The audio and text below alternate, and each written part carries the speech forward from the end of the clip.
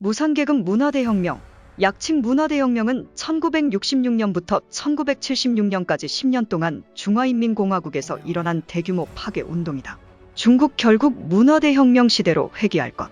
제2의 마오쩌둥 시진핑의 최악의 안수. 중영공동선언에서는 홍콩의 주권을 중국이 반환받은 이후 1999년 7월 1일부터 중국 정부가 홍콩에 홍콩특별행정구를 설치하고, 즉 홍콩 사람이 홍콩을 다스린다로 대표되는 원칙이나 중영공동선언에 따른 50년간의 영국령 홍콩 체제 유지에 따라 유지될 뿐이지, 미국이 지난 홍콩이 자치권을 제대로 누리지 못하고 있어 미국의 특별 대우를 받을 자격이 없다는 입장을 발표했습니다.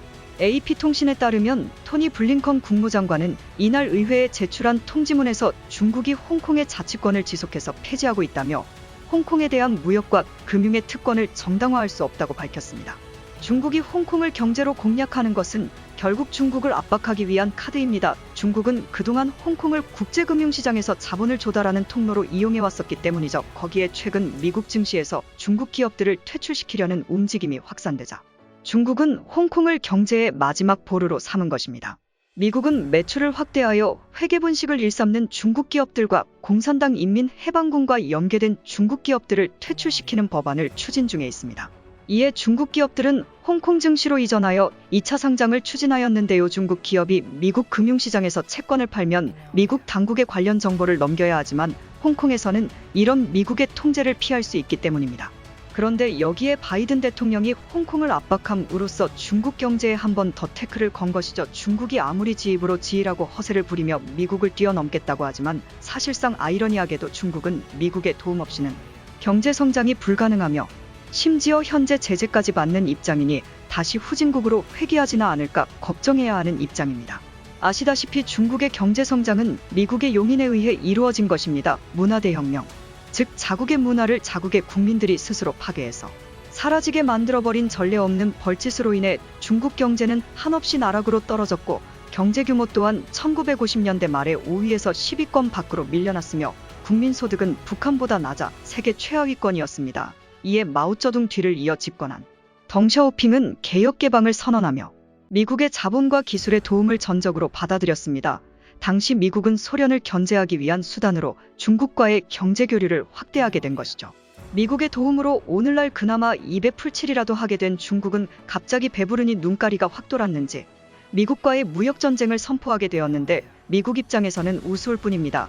그냥 경제만 틀어막으면 다시 문화대숙청을 일으키는 게 중국인이기 때문입니다. 마오쩌둥과 어째하는 짓이 똑같은 시진핑은 그 뒤를 똑같이 밟고 있는데, 마오퍼둥이 소련 없이도 중국 스스로 사회주의 국가를 건설할 수 있다는 자력갱생을 외치면서 대약진 운동을 펼쳤지만 역시나 쫄딱 망의 권위가 땅바닥에 추락하였고, 이에 일으킨 것이 문화대혁명인데 오늘날 시진핑은 그 교만과 오판의 길을 똑같이 걷고 있습니다.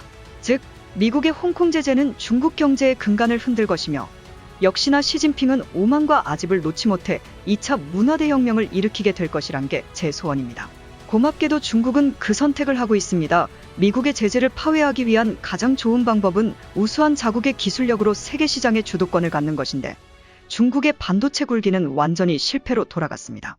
시진핑은 1억이 한 약 170조 원을 투자해 중국의 반도체 자립을 추진하였지만 중국 반도체 굴기의 상징으로 꼽혀온 칭화유니그룹은 심각한 유동성 위기로 디폴트를 선언했고, 중국 우한 충신 반도체 제조 HSMC는 22조 투자금을 먹튀한 뒤 회사 문을 닫았으며, 마지막 남은 희망인 SMIC도 미국 제재로 인한 장비 수급에 어려움을 겪으며 생산에 나서지 못하고 있습니다. 4차 산업시대가 도래하면서 반도체의 중요성은 더욱 커졌습니다. 중국 반도체의 실패는 미래 산업의 실패이자 앞으로 국가 성장 동력을 잃게 되는 것입니다. 중국의 현재 상황은 앞으로도 뒤로도 못 가는 상황에서 난감하기 그지없을 것입니다. 특히 국가부채율은 날로 쌓여만 가는데, 중국 사회과학원이 발표한 보고서에 따르면 현재 중국의 국내 총생산 GDP 대비 공식 국가총부채 비율을 270.1%이라고 집계했습니다. 이는 지난해 말 245.4%보다 24.7%포인트 늘어난 것인데요. 5개월간 24조 위안 약 4천조 원 이상의 부채가 새로 쌓였다는 이야기입니다. 중국은 오는 2035년까지 GDP를 올해의 2배로 늘린다고 선언하였는데 덩달아 빚도 더욱 급증하게 되어 파이낸셜 타임스 FT에 따르면 중국의 목표가 실현된다면 그때 총부채율은 400%로 우리 돈 13경 원이 될 것으로 분석하였습니다. 중국이 그래도 예전보다 살만해졌다 하지만 결국 중국의 경제는 빛으로 쌓아올린 체제일 뿐입니다. 이에 발등에 불이 떨어진 중국은 시선을 돌리기 시작했습니다. 능력은 없는데 돈은 욕심난다면 어떻게 해야 할까요? 노력한다. 아니죠. 중국인처럼 생각해야죠. 답은 빼앗는다입니다. 그것이 바로 1대1로로 1대1로라고 쓰고 갈취라고 읽는데요. 절차는 다음과 같습니다. 1. 중국 정부가 대상국의 사업 자금 대출을 빌려준다. 2.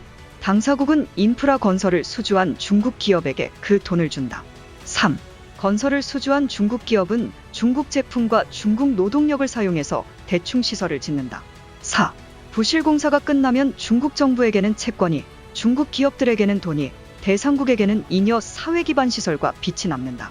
실제로 1대1로를 참여한 국가들의 피해 사례가 속출하고 있는 상황입니다. 1대1로로 인해 빚더미에 빠진 가장 큰 피해국은 아이러니하게도 대표적인 친중국가인 파키스탄인데요. 파키스탄은 1대1로 핵심 프로젝트 중 하나인 중국 파키스탄 경제외랑 CPEC 사업에 참여하면서 자국 내 인프라 건설 자금의 80% 620억 달러를 중국에서 빌려왔습니다. 전문가들은 대출이자도 매우 높은 편이라 파키스탄의 상환 부담이 커지고 있다 고 분석했습니다. 고금리 이자까지 받아가는 중국 클래스 중국이 중국했네요.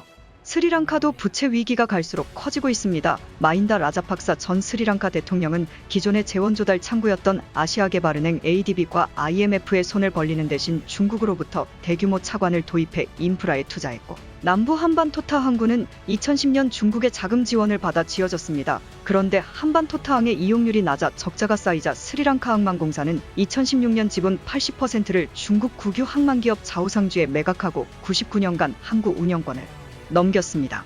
몰디브의 전 대통령 나시드는 도로와 교량, 공항 정비 등을 포함해 쓸데없는 인프라 정비에 많은 돈을 들였는데 20억 달러에 달하는데 중국 채무의 금리는 12% 이상이어서 세입이 월 1억 달러 약 1,080억 원에 불과한 몰디브로서는 상환이 불가능한 처지입니다. 중국은 몰디브의 16개 이상의 섬을 이미 사들였는데 빚을 갚지 못하면 또 다른 섬과 인프라 운영회사의 주식을 요구하는 방법으로 몰디브 자체를 탈취할 것입니다. 그리고 그렇게 빼앗긴 섬들은 중국 인민해방군의 기지가 되겠죠. 중국이 해외 첫 해군 기지를 건설한 아프리카 동부 지부티의 섬들도 이런 식으로 착취당해 군사기지화 되었습니다. 아프리카 국가 케냐의 경우 수도 나이로비와 동부 항구 도시 몬바사를 잇는 470km 길이의 철도 건설 예산 32억 달러의 대부분을 중국 금융기관으로부터 지원받고 중국 건설회사가 철도 건설을 담당했는데 그로 인해 케냐는 막대한 채무 부담을 떠안게 됐습니다. 그로 인해 아프리카 국가들은 중국의 투자가 일자리 창출과 경제적 이득을 가져올 것으로 기대했지만 결과는 부채 위기로 나타났고 철도의 이용률도 극히 저조하였습니다. 사우스 차이나 모닝포스트에 따르면 1대1로에 참여한 68개국의 부채 비율은 126%로 급증하였고 이에 참여국들은 불어난 이자와 원금을 갚지 못해 오히려 중국에게 자산을 바치고 있다며 비판하였습니다. 현재 한국 정부는 실제 1대1로에 참여하고 있지는 않습니다만 안전지대로 분류된 것은 아닙니다.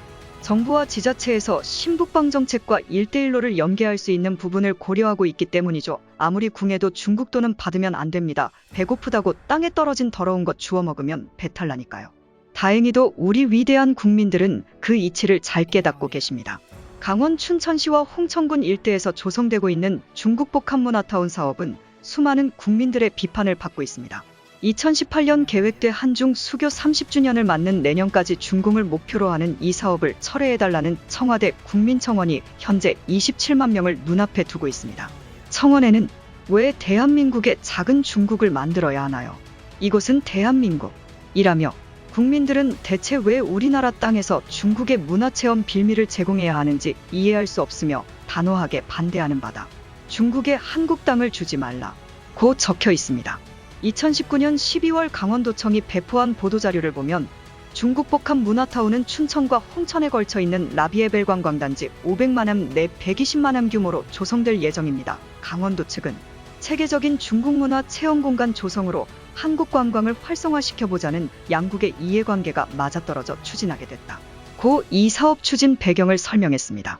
최문순 강원지사는 중국 언론 매체 인민망과 인터뷰에서 중국의 1대1로 사업에 참여하게 돼 기쁘다는 취지로 발언을 하였고, 아니 그러니까 고급스럽게 중국 문화를 세계에 자랑하는데 왜 우리 혈세가 쓰이냐고요. 지금 있는 차이나 타운들도 없애야 할 판국에 그것도 중공군에 의해 장병들의 희생을 치른 강원도에서 그게 할 짓입니까?